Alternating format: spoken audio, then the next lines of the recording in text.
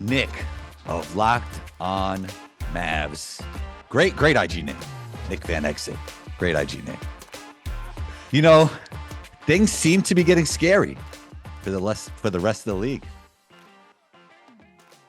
Yeah, for the rest of the league, everybody started to pick the Dallas Mavericks, which also makes Mavs fans like a little nervous. And everybody starts picking them, and then all of a sudden you're like, man, I think everyone's kind of on the Mavs right now. I don't know if like it's nice to be like the underdog, like the dark horse, but then all of a sudden when everyone starts picking you, it's like, okay, I don't know, it's maybe too much attention. Last time they did this, they lost 5 of 6. Yeah, I mean, I feel like every team has their time. Like it's like there'll be 7 or 8 teams that the YouTube videos will be going crazy about, like, this team is scary. But Yeah. I really do believe that the Mavs are actually scary right now. My question for you is, are they good enough defensively? And is there enough offensively around Luka and Kai? Yeah, that's the big question around them. The problem is you can't look at any of the season stats on any of this stuff. You got to just look at after the trade, because you look at the 2 guys that they added, Daniel Gafford, PJ Washington. Yeah. They have the highest on-off difference defensively on any player on the Mavericks. So like the Mavs are 7.7 points per 100 possessions better defensively when Gafford's on the floor compared to when he's not on the floor. 5.5 points per 100 possessions when PJ Washington's on the floor compared to when he's not on the floor. So like those 2 guys alone added so much to this team that and they're starting and they're playing a lot of minutes and they're out there that like you can't look at the Mavs and be like, oh, well, the Mavs are what? They're like 19th, 17th in defense overall in the season. You just can't look at that number anymore. So I think the answer is like this Mavs team is a defensive team. Like if they had this team for the whole year, I think we would be looking at them as, well, okay, they've got the defense. Do they have enough offense? Like I think we'd be asking the complete opposite question if we had this version of the Mavericks for the whole season. Legit title contenders? Legit. I mean, legit. Are they legit?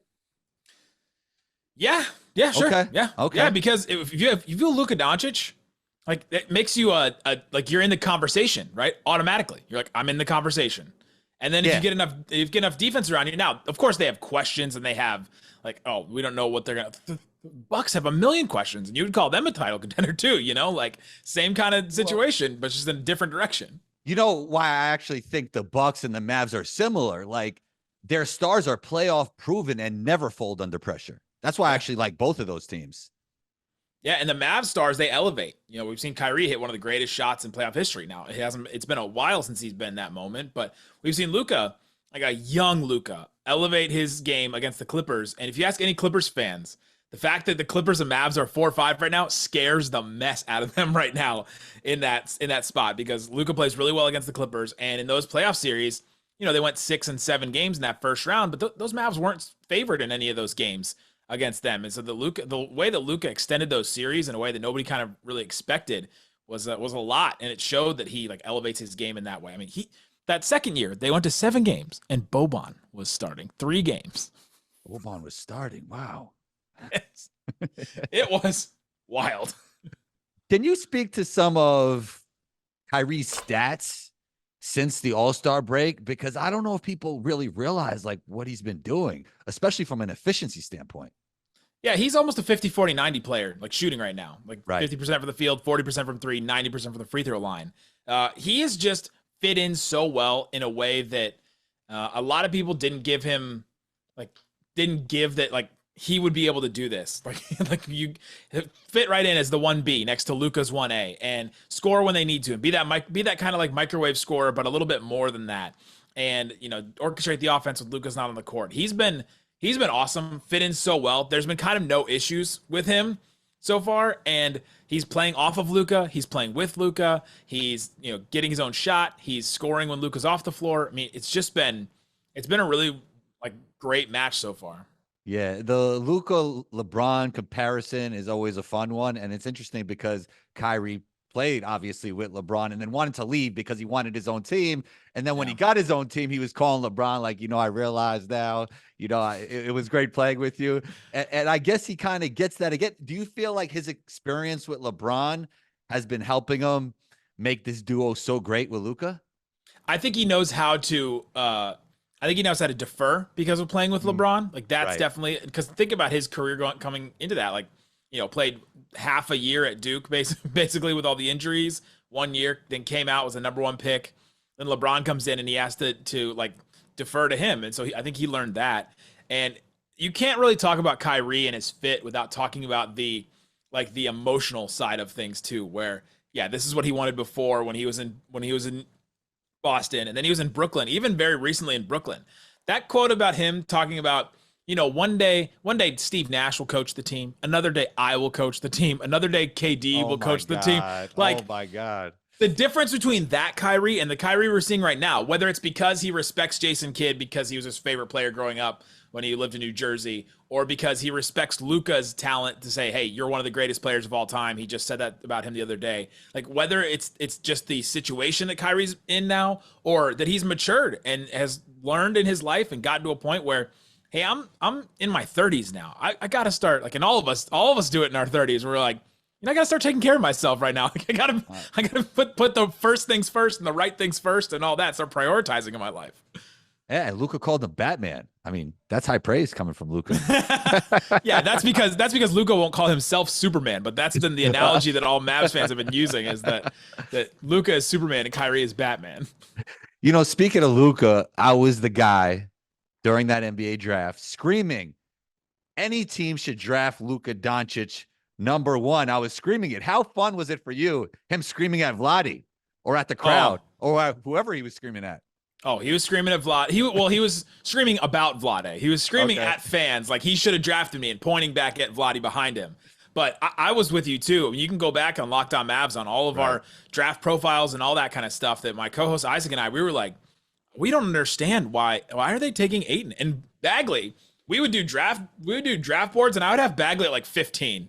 I was like, I don't get it. I don't get his role in the NBA. Like, what does he do? And it's kind of played out exactly as I thought it would for him.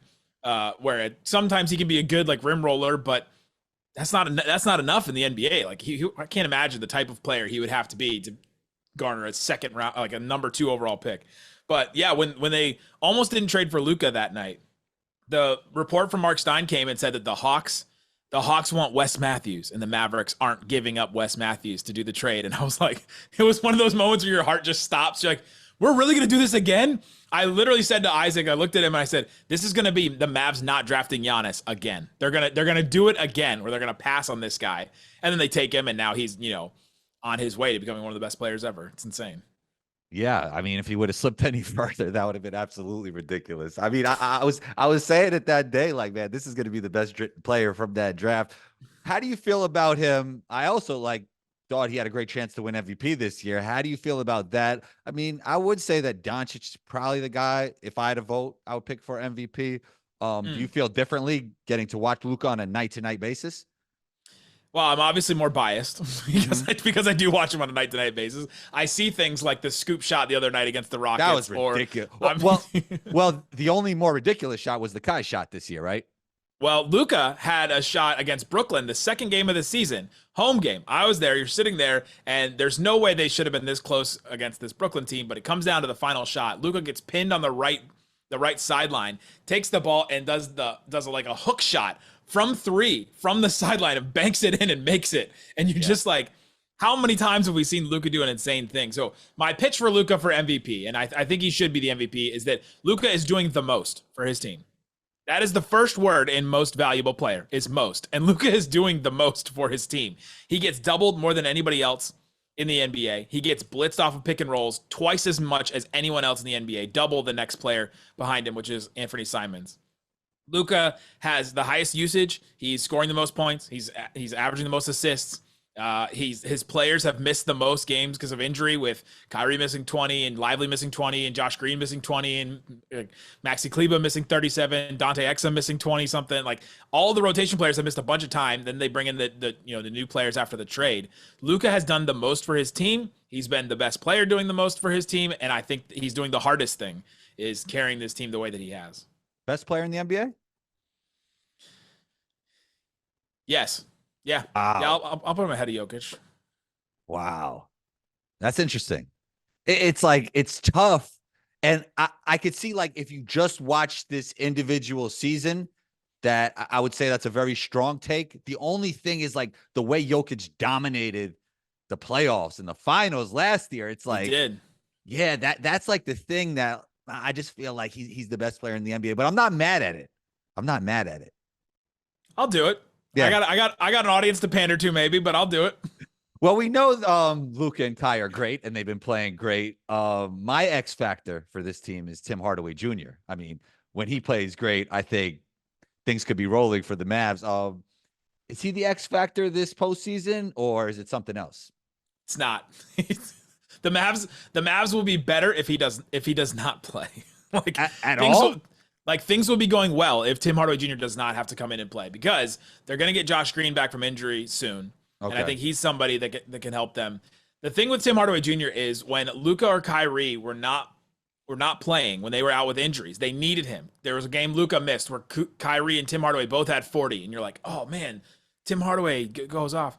But Tim doesn't bring a ton else to the table, and he has these real streaky stretches where he'll have a couple games where he'll look really good, and then have a couple games where he's just like a negative on the court. And I think that when it comes to playoff time, I think him defensively, he's either going to have to really ramp it up, or he's just going to get played off the floor because he's going to get attacked, or he's just going to not pay attention to something, and he's going to get caught backdoor. And I don't think Kidd will be able to play him as much. And so if you're looking for an X factor, it's PJ Washington. I mean, he will never leave the floor, like never, because of his ability to defend. He's been so good defensively. He can play the 3-4. They haven't played him at the 5 yet, but I think they may try that at some points. But he being the X factor is if he can hit some threes, if he can, do any kind of offense, offensively. I was thinking, because like, what's the swing? Like, he's just good all the time, kind of, right? He can be good all the time, but offensively, what's he give you? He can drive a little bit, he can attack a closeout, but yeah, if he's hitting some threes, if he can do something for you offensively, that to me is kind of an X factor. Where Tim could come in and score 15 and a quarter or hit 5 threes or something like that. The problem is he's going to hit 0 threes the next 4 games. It's like he's so streaky. Yeah. Not to keep bringing up my great draft takes, but I did say before Derek Lively ever got drafted by the Mavs is the team that should draft him. Like, I didn't really like him in read and react type offense like the Kings or the Warriors, even though they probably didn't have a pick in that area anyway. I like the idea of him just being a lob threat with Luka Doncic. What have you seen when it comes to his development this season? Yeah, it's been a match made in heaven for both parties. Lively going to the Mavs and the Mavs getting Lively. He was, before these trades, he was like he was like the stopper in the leak in the boat. Like the boat was leaking, and he just came in and just filled that hole real quick, and was he's been a good defensive player. The thing that I've seen in his development is he learns every time he plays somebody. He'll play Bam Adebayo one game, get destroyed a couple of drives in a row or something. The next game you see him play him, doesn't get beat by that. You saw it in the Kings games recently, where one of the first plays of the game that Lively was in, Sabonis comes in, he hits him with a huge pump fake, and Lively just completely falls for it and jumps in the air. The rest of the game wasn't falling for anything. Didn't fall for a single pump fake. Like, the way that he learns and the way that he adapts after playing somebody just once has been really eye-opening to me. And I think that could be the difference between a guy like Lively that sticks in the NBA or that stands out at his draft spot, and somebody else where he just learns so quick and on the fly. And he learned how to have chemistry with Luka and play with Luka right away. Like, first practice, Luka was already picking him to be on his team in training camp, and was like, I've already had him on my team. I want him to continue to be on my team. I like playing with him. Like, that was high praise from Luka to say that. And he's just been awesome. Great fit on offense and defense. How much of the success has been Daniel Gafford and PJ Washington? Because like, those are the guys that are new, They changed the culture, and they changed the identity. They changed the identity of the team, where you had the offense. The offense has literally not changed. 119 points per 100 possessions before the trade and after the trade. Literally the same. If you've got Luka and Kyrie, they can make an elite offense. The defense has completely changed around those two guys, and because of that, like, a lot of the success is thankful to them. Now, the Mavs have been good in clutch, so maybe they win a bunch of games later in the season, but they don't go on this kind of a run. I mean, they're 19-6 since February 4th. Like, they don't do that without these two guys. Yeah. Jason Kidd, what has he done differently this season? I mean, we could look back to the very beginning of when Kai and Luka were together. It wasn't totally perfect at first, and now things have been so great. Is that more Jason Kidd, or is that more just Luka and Kai figuring things out, or a combination of both? Like, what have you seen from a tactical standpoint? Yeah, it's like, how much credit do you want to give Jason Kidd? Exactly. That's the question, right? You got to give him some credit because he does experiment. He empowers players. I think Luka and Kyrie both respect him, want to be here, want to play together and play for him, and that means a lot, right? You gotta take that into consideration when all of this. So maybe if they don't want to play for the coach, maybe they're having issues down, in this partnership, and then they turn on the coach, and then all of a sudden the partnership doesn't work out, and maybe that's exactly what happened to Steve Nash in Brooklyn. Maybe something like that happens. That sounds like a thing that could happen, right? Like you bring Kyrie in. I think it did. I think it did with KD and Kyrie. It wasn't really working out between those two. And then they were like, you know what? Let's turn on the coach right now. Let's turn on Steve Nash. I mean, he didn't win a title. He didn't win a title, right? So, and it hasn't happened with Jason Kidd and Luka and Kyrie. And maybe that's just the difference between Kyrie and KD, Kyrie and then and now, and Luka and KD and all that. But those guys figured it out, and they worked through some really low moments this season. And I think Jason Kidd, he said something recently that really changed my mind about him and how he coaches. I don't know that I agree with the tactic or the approach, but Jason Kidd recently talked about the Mavs. They lost 5 out of 6 games. Their defense was dog water, like just terrible, awful, like allowing 130 points per 100 possessions. Just their defense looked so bad. They didn't look like they were like firing on any cylinders at all. And Jason Kidd said, that's when we became a team. That's when we came together as a team, and we learned how to become a team. And now he attributes their success to that losing streak.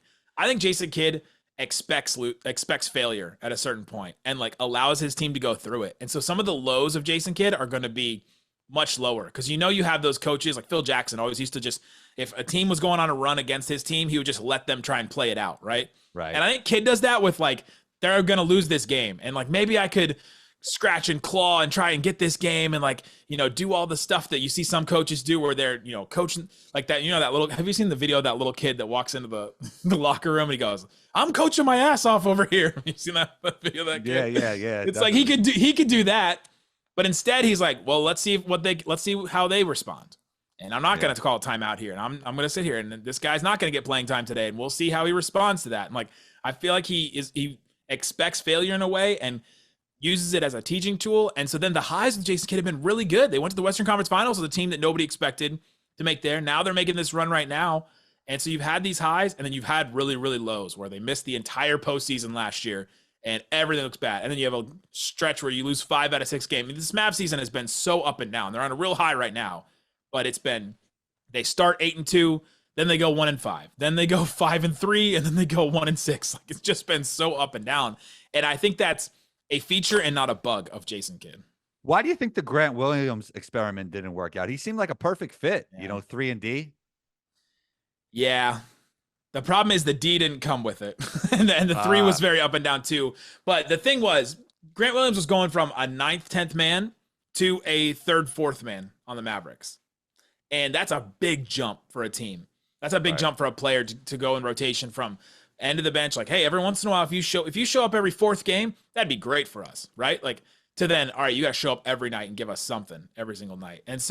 And I was rooting for him really hard because he came in and I got to interview him on media day. And he sat across from me.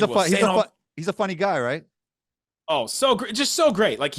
He walked in and, I have a podcast. It's the biggest Mavs podcast, but I'm not the most connected person. He comes in, he knows my name, he knows Isaac's name, he knows our podcast, he knows everything about Mavs media. He came in prepared, ready, had done his homework, knew what was coming that day. And so you're impressed with him when he comes in. You're like, oh man, this guy knows, knows our teammates. This guy gets it until he did get it with the team. He gets it, and then all of a sudden you see the play, and you're like, oh man, he thinks he gets it too much. It hit that point with him. Well, when you switch your sneakers from Tatum's, from Luka's to Tatum's, that's a sign that something's not right there.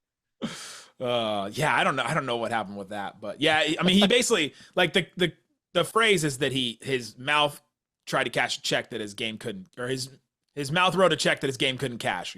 Basically what it turned out to be. So in an alternative universe, if Jaylen Brunson actually stays with this team, is there a world that he could have been this Jaylen Brunson alongside a high usage guy like Luka Doncic? Yeah, it's one of the greatest what ifs of Mavs history now, along with Steve Nash getting traded too. I mean, it is. Wow, yeah. Yeah, I think Brunson had figured out one of the things that has made Brunson who Brunson is right now. We watched it from his rookie year through that last season with the Mavs.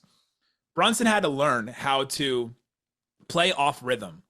He wasn't going to get the ball all the time. So, all right, when I do get the ball, I got to make the most of it. And I got to be efficient. And I got to find a shot and find my own rhythm.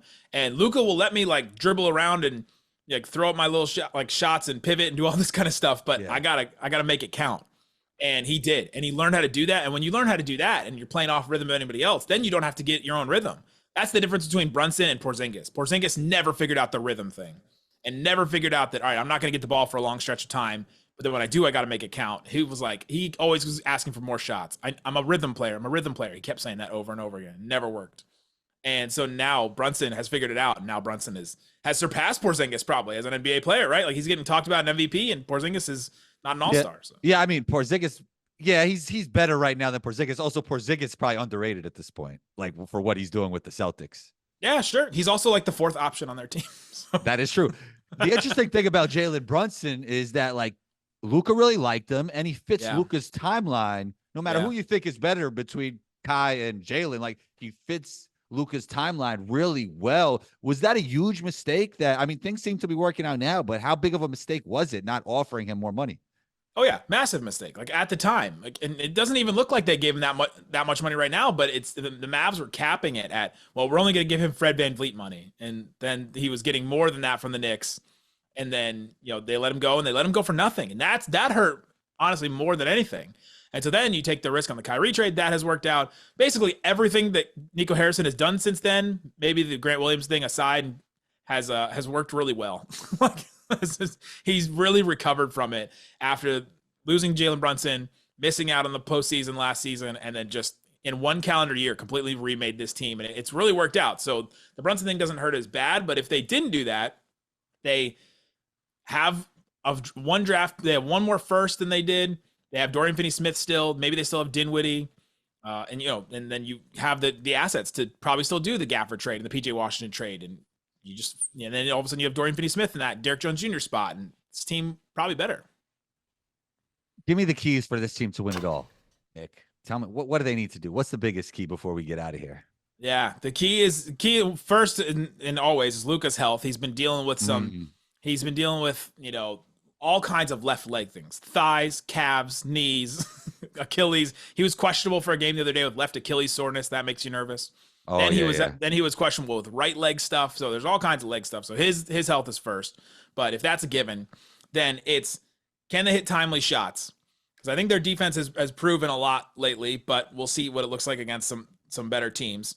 They did well against the Nuggets, did well against the Kings, has done well against a lot of teams. But if that holds up, I'm curious how the Mavericks shooting will get exposed in the playoffs. And so they got to make timely shots. Are teams just going to let Dante Exum take a bunch of threes or PJ Washington take a bunch of threes? And if those don't go down, then how does this team respond?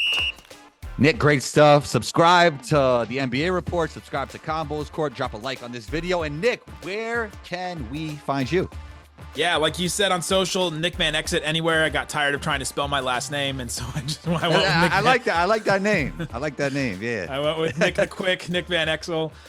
So Nick Van Exit on anywhere, and then Lockdown Mavs on YouTube and anywhere you get your podcast. Thanks so much for taking the time, Nick. Talk soon. Yeah, absolutely.